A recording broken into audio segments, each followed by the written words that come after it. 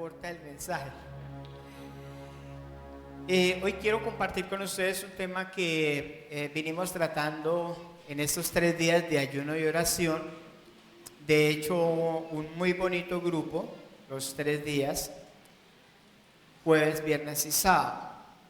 Y estuvimos compartiendo un tema muy importante para nosotros. Y el tema que compartí, y quiero compartir con ustedes, porque de hecho algunos hermanos me dijeron: pastor, enséñelo a la iglesia. Y sería injusto no enseñar a la iglesia. Entonces, el tema es características de una iglesia saludable. ¿Usted conoce qué es una iglesia saludable? Usted puede saber, ver, cuando ve una iglesia si es saludable o no. Porque así como hay iglesias saludables, hay iglesias enfermas. ¿Y en qué puede ayudar un enfermo? Cuando uno se enferma, ¿en qué puede ayudar? Antes necesitas que uno le ayude, ¿cierto? Asimismo pasa en una iglesia. Cuando una iglesia no es sana, entonces no puede ayudar ni bendecir a otros, porque no es una iglesia sana. Igual que si usted tiene un conjunto de naranjas y hay una que está dañada, ¿qué tiene que hacer usted con esa naranja dañada? Tiene que sacarla. ¿Por qué? ¿Qué pasa si no la saca de ahí? Daña a las otras. Quiere decir que una persona enferma espiritualmente puede dañar a otros.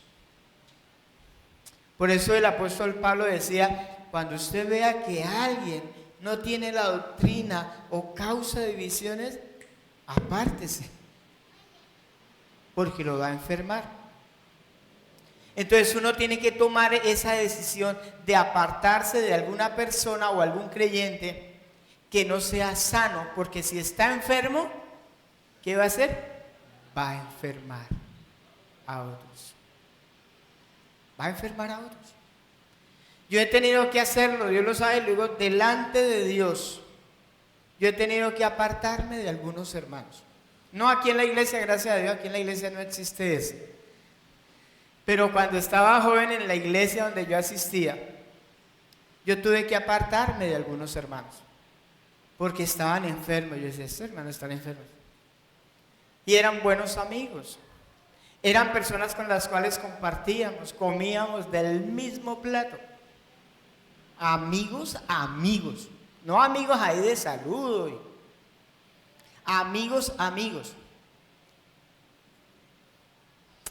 Pero tuve que apartarme de ellos, porque ellos se enfermaron y no quisieron, por más que yo les decía: no, hermano, no es así. No es así. Entonces tuve que apartarme, porque nunca he querido ser un creyente enfermo. Nunca. Y me he apartado de algunas personas que en ese sentido, yo soy radical en ese sentido. No sé por qué Dios me hizo así, pero yo veo algo que veo que no hay como una armonía, y ve que no hay un cambio. Yo prefiero apartar, porque sé que me puede hacer daño. Mire, sé de personas, sé de chicos conocidos de nuestra iglesia que consiguieron un novio o una novia inconversa, y ella era sanita, sanita, y el chico era adicto a las drogas. ¿Sabe qué pasó? ¿Adivinen qué pasó? Ella cayó en la adicción a las drogas. ¿Por qué? Porque una persona enferma a otro. Y si no, porque a veces venimos con tapabocas, porque podemos transmitir ese virus a otras personas. Hay iglesias enfermas. Pero vamos a conocer características de una iglesia ¿qué? Saludable. Pregunta: ¿somos nosotros sanos como iglesia? No vaya a contestar todavía. ¿Usted es un creyente sano, saludable? 50-50. Bueno, ¿cuál es la idea? Pues que seamos creyentes saludables. Dígale al hermano que está al lado suyo, la idea es ser un creyente saludable, ¿cierto? A nadie le gusta estar enfermo, ¿verdad? Pues esa es la idea. Pero ¿cómo saber si una iglesia es saludable? Es lo que vamos a ver. Hoy en día hay muchos conceptos de iglesia. Y se piensa que iglesia es un grupito que se reúne en un lugar. ¿Sí? Dice, ay, ahí hay una iglesia, ¿cierto? Uno ve a alguien reunido allá, ay, allá hay una iglesia. Y se tiene conceptos de iglesia. De hecho, la palabra iglesia viene del griego eklesia, que significa asamblea, o sea, reunión de algunas personas. Pero hay una iglesia que es la iglesia del Señor y tiene una característica. ¿Cuál es? Vamos a mirar. Primera carta del apóstol Pablo a Timoteo. Primera carta. Capítulo 3, versículo 15. Vamos a leerlo junto para que usted se dé cuenta. Vamos a prestarle toda la atención. Préstele atención. ¿Cuándo no aprendemos? Cuando no prestamos atención. A mí me pasó algo en el bachillerato. Yo no hacía tareas. Flojo para hacer tareas. Sí, muy flojo. Pero ¿sabe qué me salvaba?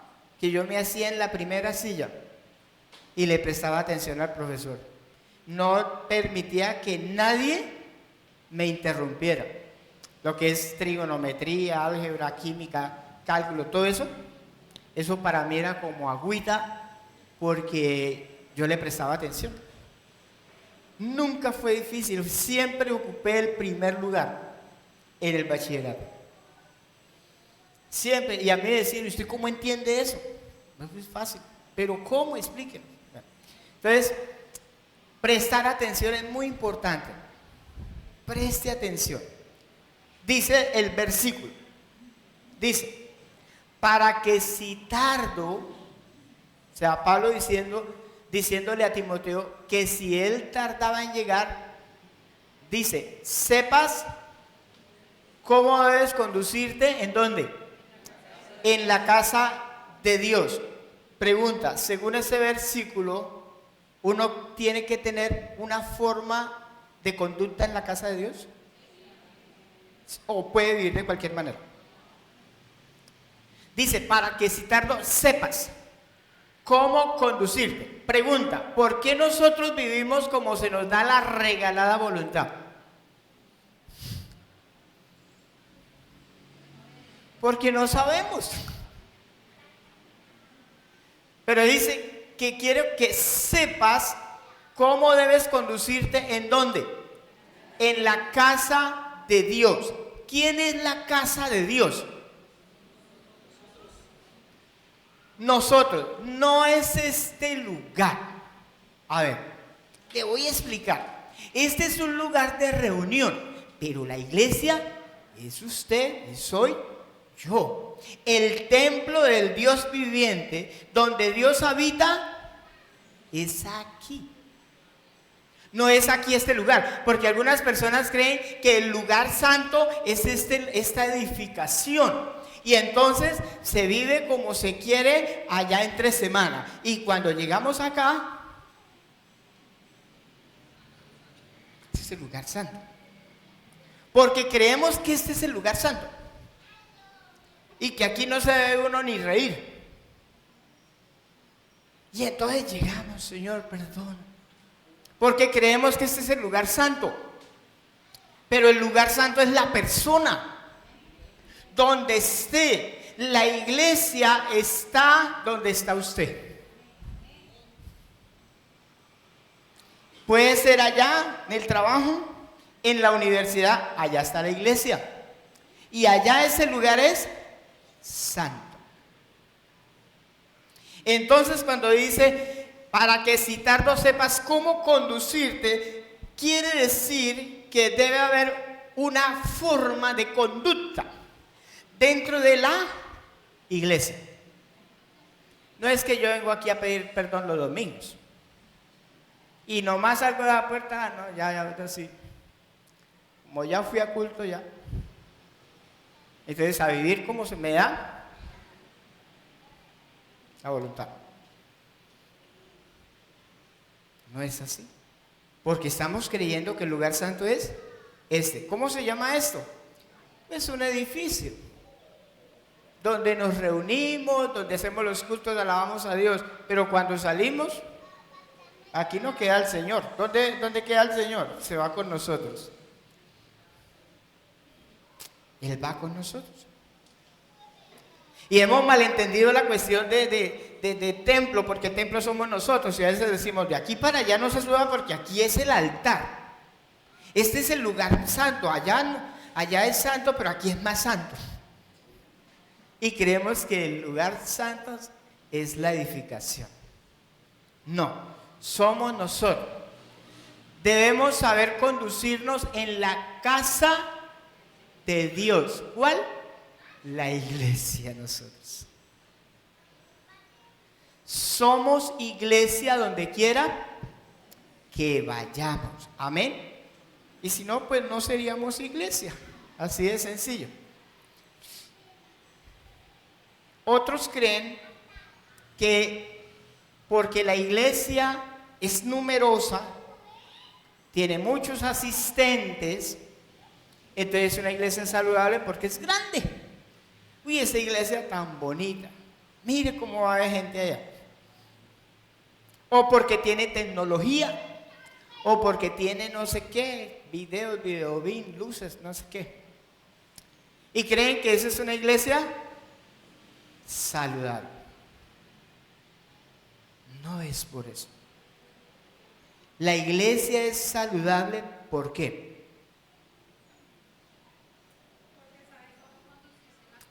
Esa es la respuesta.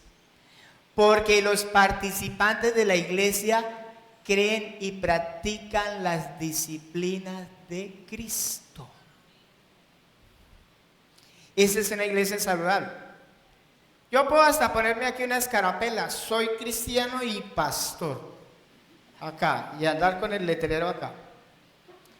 Pero eso me garantiza que yo realmente sea iglesia. El hecho que yo diga que soy apóstol, ¿me garantiza que yo soy iglesia? No.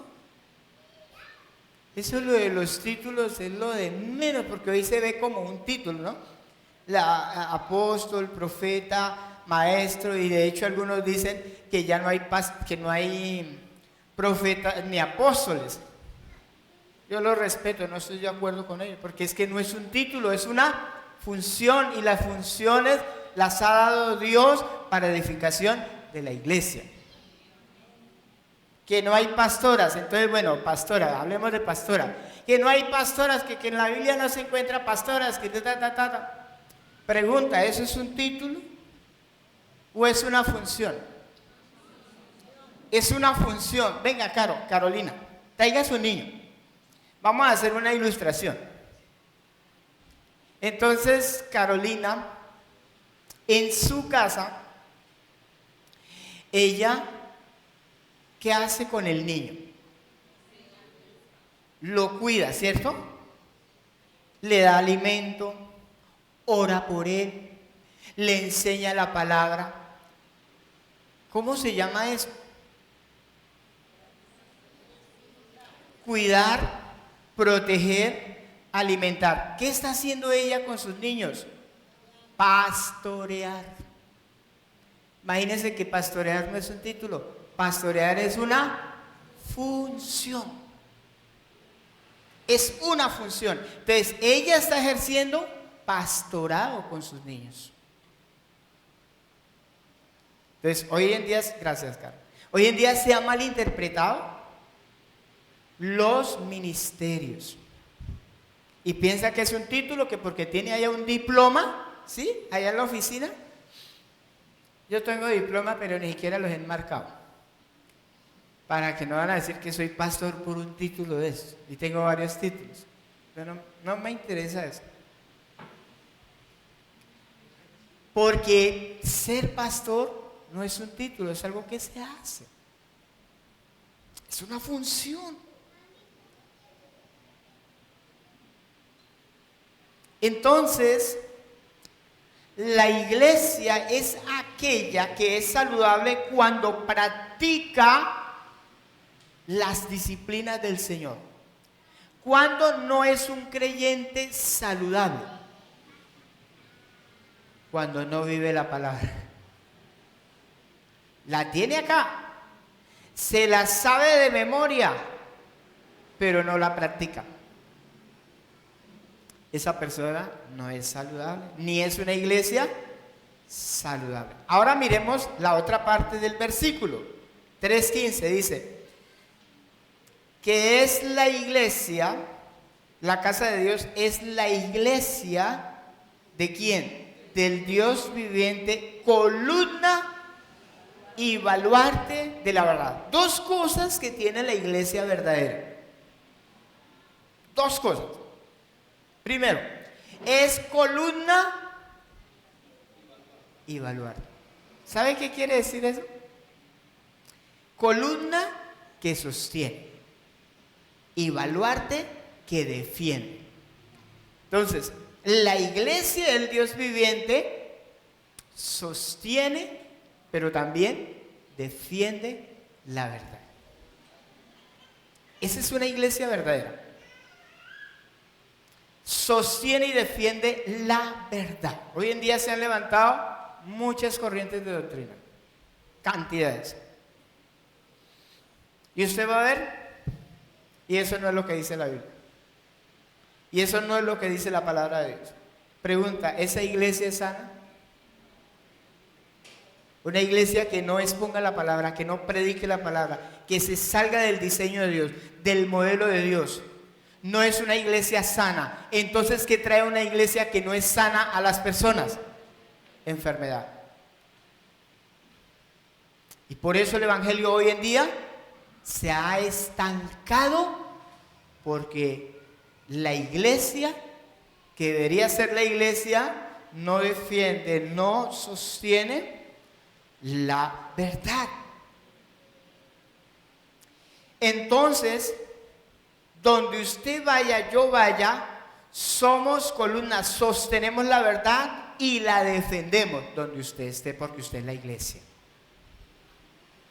Usted es la iglesia.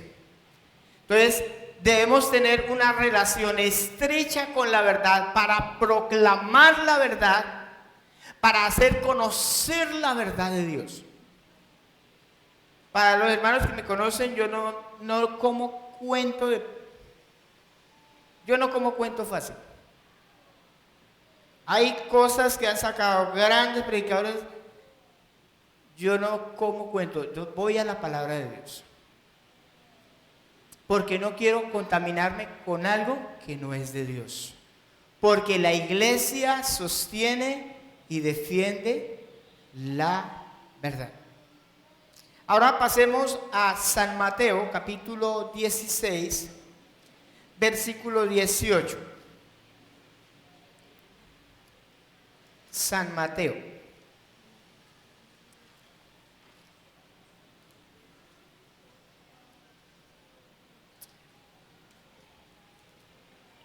Dieciséis, 18. Dice: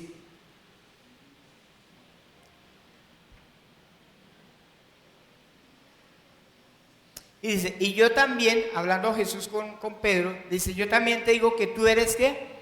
Pedro, es una piedra pequeña, y sobre esta roca edificaré ¿qué? Mi iglesia. ¿Quién edifica la iglesia? Cristo. Escuche eso. ¿Quién edifica la iglesia? Cristo. Entonces, si Cristo no está edificando esa iglesia, ¿es iglesia de Cristo? No. Alguien la está edificando, pero no es Cristo. Entonces no es iglesia, porque Él dice, yo edificaré mi iglesia ¿sobre qué? Sobre la roca. ¿Quién es la roca? Pero Cristo está diciendo sobre esta roca. No, Pedro no. Sobre lo que Pedro dijo. O sea, una verdad que Dios le reveló a Pedro. Entonces Jesús dice, sobre esta verdad edificaré mi iglesia. Entonces, ¿cómo es edificada la iglesia o cómo edifica Jesús la iglesia? ¿Sobre qué? Sobre la verdad. No sobre la mentira. El 16. Ok, leamos el 16. 16:16, San Mateo. Respondiendo Simón Pedro dijo, tú eres el Cristo, el Hijo del Dios viviente. Entonces le respondió Jesús, bienaventurado eres Simón, hijo de Jonás, porque no te lo reveló carne ni sangre, sino ¿quién? Mi Padre que está en los cielos. Entonces, el Padre le da una revelación a Pedro. ¿De quién es Jesús? Entonces Jesús dice, así es, pero eso te lo reveló el Padre. Y sobre esa revelación, sobre esa verdad de Dios, voy a edificar mi iglesia. Entonces la iglesia tiene que ser edificada sobre la verdad de quién es Cristo Jesús. Amén. Si la iglesia no está edificada, simplemente es un grupo de personas que se reúnen para hacer cosas de cristiano, pero no son iglesia. Por eso yo les preguntaba, ¿usted cree que somos iglesia de Cristo? Eso es lo que hay que ver, a ver si somos o no somos. Entonces, esto nos da a entender que no todos los grupos son iglesia de Cristo. Hay otras personas que creen que como ellos son la iglesia, no necesitan congregarse en ningún lugar. Ahorita está de moda lo virtual, ¿sí? Y dicen, no, yo no necesito congregarme porque es que yo soy la iglesia. Yo soy la iglesia, no yo lo virtual. Por eso me ahorro lo de la ofrenda y el diezmo. Y ellos creen que ellos pueden congregarse ahí con otras personas y hacer un culto, hacer una oración, lo que ellos dicen. Pero obvian muchas cosas y mandamientos que el Señor dio a la iglesia en comunidad. La iglesia debe vivir en comunidad, debe vivir en comunión, debe vivir la ayuda mutua, la edificación, el orar unos por otros. Bueno, hay muchas cosas que no se pueden hacer cuando no nos reunimos. Entonces mire los conceptos de iglesia que hay. Pero la iglesia que Cristo está edificando está siendo edificada sobre una verdad de Dios. Amén. ¿Hasta ahí vamos bien? Bueno, ahora viene otra pregunta. ¿Para qué existe la iglesia? ¿Por qué nos reunimos? ¿Por qué hacemos lo que hacemos? ¿Para qué existe la iglesia? ¿Cuál es el propósito? ¿Cómo? Para agradar al Señor. Muy bien. Vamos a Efesios capítulo 1. Efesios capítulo 1. Está antes de Efesios capítulo 2. Para los que no saben dónde queda. No, Efesios está después de Gálatas. Efesios capítulo 1. Vamos al versículo 3.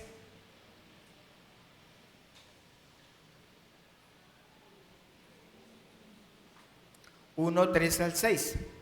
Dice, bendito sea el Dios y Padre de nuestro Señor Jesucristo, que nos, ¿qué? ¿Qué hizo?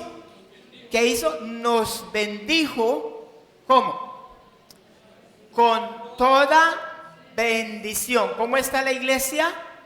Bendecida, con toda bendición espiritual, o sea, en unos lugares de honor, lugares celestiales en Cristo. Cuando dice nos bendijo, la palabra bendijo quiere decir que nos dio un propósito. Nos dio la capacidad de cumplir un propósito. ¿Cuál? Versículo siguiente. Según nos escogió en Cristo antes de la fundación del mundo. O sea, ¿desde cuándo nos escogió Dios? Ya Dios había pensado en nosotros. Antes de crear el mundo, ya Dios pensaba en usted y en mí. ¿Seremos importantes para Él? Increíble. Somos importantes para Él. Porque antes de la fundación del mundo, ¿para qué? Ahí dice, para que fuésemos ¿qué? Santos. La palabra santo significa apartado. ¿Apartado de qué? Pues del mal. Eso significa apartado del mal. Dice, y sin mancha, o sea, una limpieza total delante de Él. Así es como debe vivir la iglesia. Así debemos vivir nosotros, santos y sin mancha, delante de Dios, no delante de la gente. Porque yo le puedo aparentar a ustedes, pero ustedes también me pueden aparentar a mí. ¿Quién gana? Ninguno. Pero dice que es delante de Él. Versículo siguiente. Dice, en amor habiéndonos ¿qué? Predestinado. Ojo con esa palabra predestinación, porque esa palabra la utilizan mal y predicadores de talla mundial. Dice que predestinación es que Dios escoge a unos para salvación y a otros no. Ojo con eso. Porque ahí lo que está diciendo la predestinación es que le da un destino antes de. ¿Sí? Antes de. O sea, lo escoge para algo. Antes de. ¿Para qué? Para hacer ¿qué? Adoptados. ¿Sí de que no es predestinación a las malas? Para hacer ¿qué? Adoptados hijos suyos por medio de Jesucristo, según ¿qué? El puro afecto de su voluntad. ¿Qué quiere decir eso? Que Dios en su corazón perfecto y puro, Él quiere que todos seamos sus hijos. Esa es la predestinación. Dice, para alabanza de la gloria de su gracia, con la cual nos hizo ¿qué? Aceptos en el amado.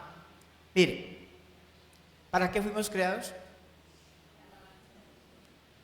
Para Él. Tú fuiste creado para Dios. Yo fui creado para Dios. Yo no fui creado para mí mismo. Yo no fui creado para mis propósitos ni para mis sueños. Fui creado para los propósitos de Dios. Cuando yo tengo esa convicción en mi corazón, entonces entiendo que fui creado para agradar a Dios, para vivir para Dios. Ese es el propósito de la iglesia, el por cual existe la iglesia. Fue creada para Dios. Pero ahí salen otras preguntas. Entonces, ¿cuál es la meta de la iglesia? Sí, somos creados para Dios, pero ¿cuál? ¿Hacia dónde vamos? Al cielo, dice el hermano. ¿Y aquí en la tierra? ¿Para dónde vamos? ¿Cuál es la meta de la iglesia? ¿Por qué estamos aquí? ¿Cuál es el propósito de este año 2024? Vamos a leer Colosenses 1:28. Está más adelantico de Efesios. Filipenses, Efesios, Colosenses. Efesios, Filipenses y Colosenses. 1:28. Va a leer conmigo, ¿cuál es la meta? ¿Cuál es la meta?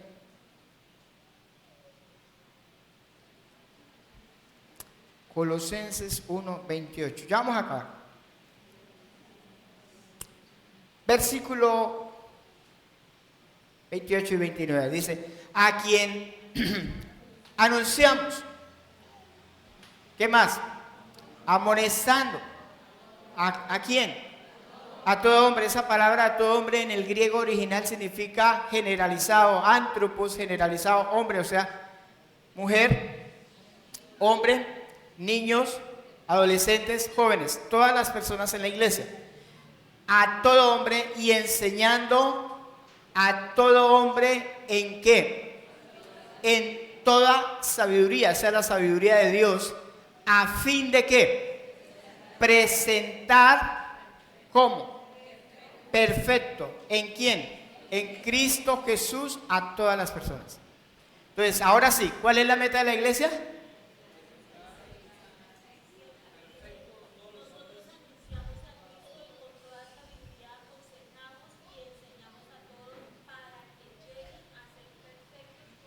Como Cristo. O sea, perfecto significa madurez. Viene del griego teleos, que significa completo o maduro. Maduro espiritual. Entonces, ¿cuál es la meta de la iglesia? Que todas las personas que lleguen a esta congregación puedan llegar a ser como Cristo. Si no tenemos esa meta, escuche, estamos perdiendo el tiempo.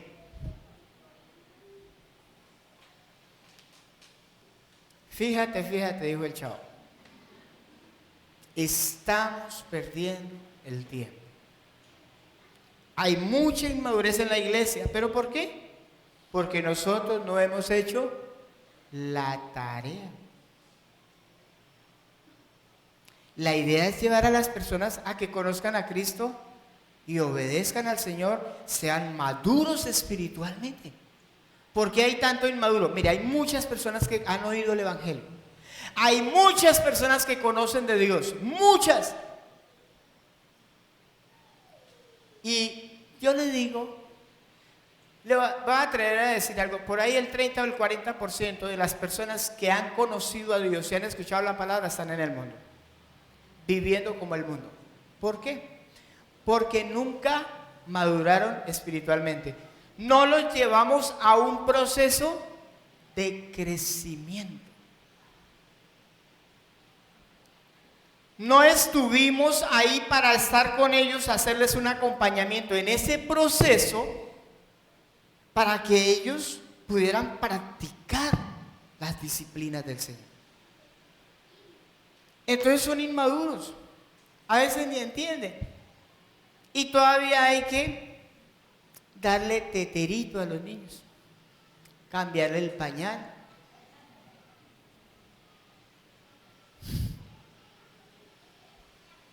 Porque son inmaduros espiritualmente. Cualquier cosita se desanima, yo ya no vuelvo por allá, no me saludaron. Comienzan a llorar y a pedir dulces. Porque son niños espirituales. La meta de este año como iglesia es ayudar a las personas a crecer espiritualmente. Y cuando dice todos, hermanos, también son los niños. Mire, algo en lo cual nosotros estamos preocupadísimos. Es que los niños crecen en la iglesia, escuchando la palabra de Dios. Yo le hago una pregunta, ¿por qué cuando llegan a los 18 años, ellos dicen, papá, mamá, hasta aquí los acompañé a la iglesia? ¿Sí? Porque nosotros creímos como padres que como ellos venían a la iglesia, iban a la escuela dominical, tocaban el piano o la guitarra, ya eran cristianos. Pero resulta que nunca les hicimos acompañamiento. Oiga, cuando usted ve a su niño decir una mentira, ay, tan lindo mi niño, salió el papá.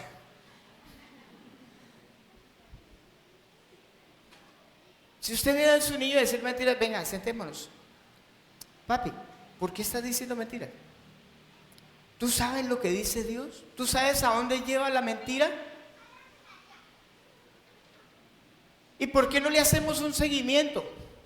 ¿Por qué no los ayudamos a crecer espiritualmente? ¿Por qué nos confiamos en que los niños están viniendo a la escuela dominical, están escuchando una enseñanza, pero nunca les hacemos un acompañamiento? Y resulta que cuando llegan a los 18 años, nos llevamos tamaña sorpresa. Pero usted, ¿dónde se acuerda? ¿Usted por qué está pensando así? ¿Quién le dijo eso? No, ustedes nos engañaron. Yo iba porque usted nos obligaba a ir a la iglesia. Y se pegan esas reveladas, muchachos. Y resulta que ellos nunca recibieron la palabra. Se la sabían, pero no la recibieron. ¿Por qué? Porque nosotros no ayudamos a nuestros niños a madurar espiritualmente. Y se están levantando generaciones que no conocen a Dios. Se están levantando generaciones que llegan a la universidad, desertan de la fe, le dan la espalda a Dios, no vuelven a la congregación. Porque somos una iglesia no sana. Necesitamos ser una iglesia saludable. ¿Están de acuerdo, hermanos? Necesitamos ser una iglesia saludable y empezar a levantar nuevas generaciones que conozcan a Dios e impacten este mundo. ¿Por qué nosotros no hemos impactado el mundo? Pedro, cuando predicó por primera vez, ¿cuántos se convirtieron? 3,000. Y predica la segunda vez, ¿cuántos se convierten? En poquito tiempo eran como 20,000 personas. ¿Qué está pasando con nosotros? No hay convicciones de la verdad de Dios. Creemos a medias. ¿Se acuerda cuando Dios le escribe una carta a una iglesia en Apocalipsis? Y le dice: usted no es frío ni caliente. O sea, era un mediocre, una iglesia mediocre. O sea, que medio creía a medias. Sí, cree una parte, cree pero no practica. Una iglesia mediocre. Necesitamos renovar nuestra mente. Quiero animarlos a que renovemos la mente este año. Esa es la meta. No leímos el segundo versículo que dice Pablo: yo por eso trabajo y lucho. Y esa es mi meta: llevar a la madurez a las personas. ¿Por qué no trabajamos en eso? ¿Por qué no luchamos? ¿Por qué no la metemos todo el esfuerzo? Así como nos esforzamos por darle estudio a nuestros hijos, y muchas veces nos metemos en créditos, el ICETES, Finandina y otras más ahí, para darle estudio a nuestros hijos. ¿Por qué no nos esforzamos también para llevarlos a ellos a una madurez espiritual? Amén. Vamos a orar. Y vamos a aprovechar este momento.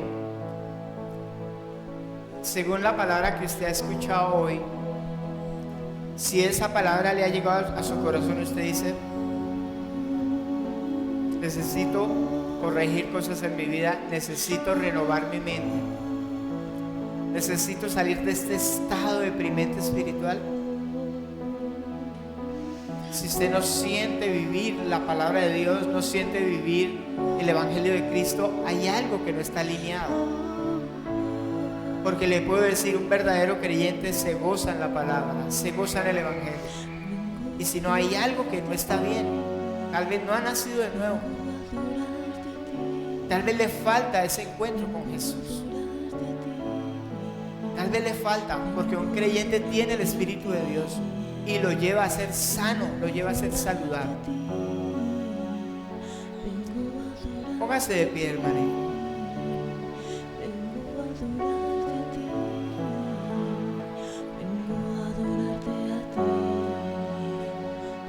Adorarte a ti.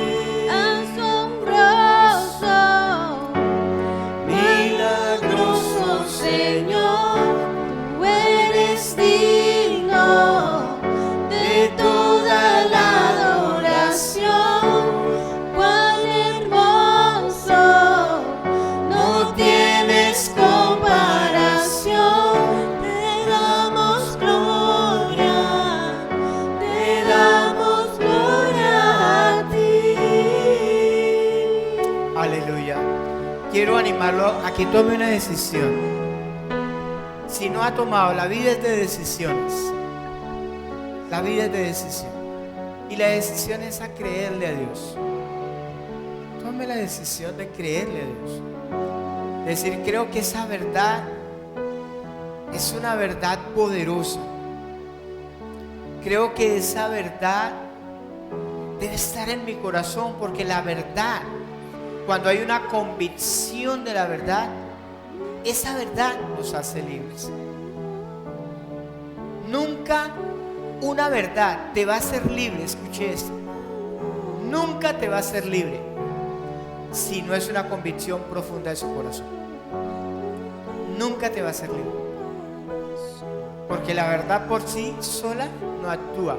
Actúa cuando usted la cree y hay una verdad arraigada en su corazón. Ahí trae liberación y libertad y trae sanidad. Quiero animarlo a eso, que hagamos un alto en el camino y digamos, Señor, yo quiero cambiar este rumbo, o sea, voy por una dirección equivocada. Necesito enfocarme, redireccionar mi vida. Y tomemos la decisión de hacerlo y de renovar nuestra mente. Amén, hermanos. Lo animo para eso. Que Dios con su poder nos ayude para que podamos entender las verdades de Dios y seamos una iglesia saludable. Vamos a ver más cosas. Esta es apenas como la introducción, pero vamos a ver más cosas. Lo animo para que participe de estas enseñanzas los siguientes domingos, porque vamos a ver cosas muy interesantes y cómo debe estar enfocada la iglesia para ser una iglesia sana. Les deseo lo mejor, hermanos. Dios les guarde. Una feliz semana para todos. Oren por nosotros, nosotros oramos por ustedes. ¿Recuerdan cuando Pastrana decía que Dios los bendiga, que Dios me bendiga? Un abrazo para todos, hermanos. Dios les guarde. Salúdense unos a otros.